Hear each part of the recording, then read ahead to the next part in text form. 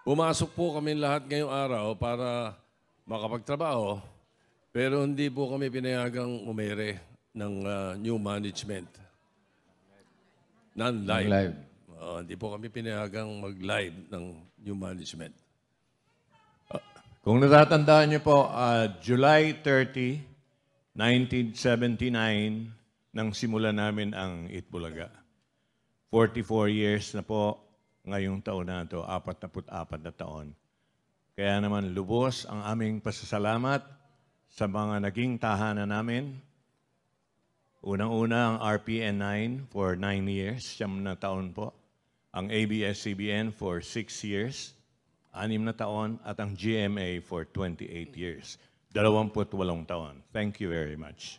Nagpapasalamat din kami sa lahat ng advertisers mula 1979 na nagmahal, nagtiwala at sumuporta sa amin. Ganon din sa inyo.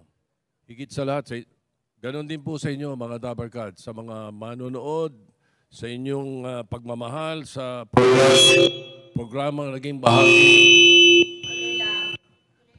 naging bahagi ng inyong tanghalian.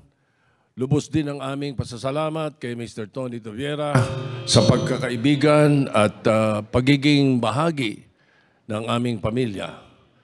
At higit sa lahat, sa Panginoong Diyos na kahit kailan, hindi niya kami pinabayaan. Hindi na po namin isa-isahin ang laman ng aming mga puso at damdamin. Ang hangad lang po namin ay makapagtrabaho ng mapayapa, walang maagrabyado at may respeto sa bawat isa.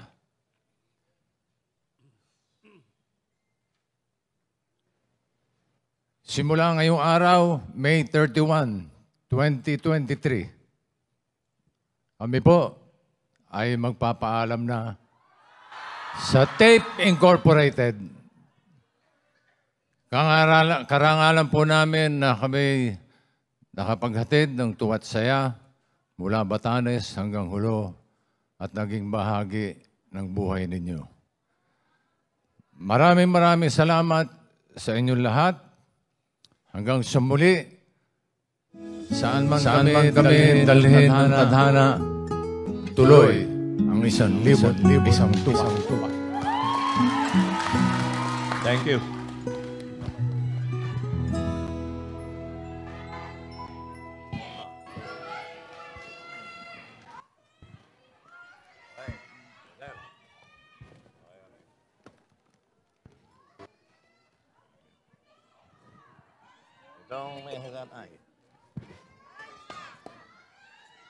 We love you.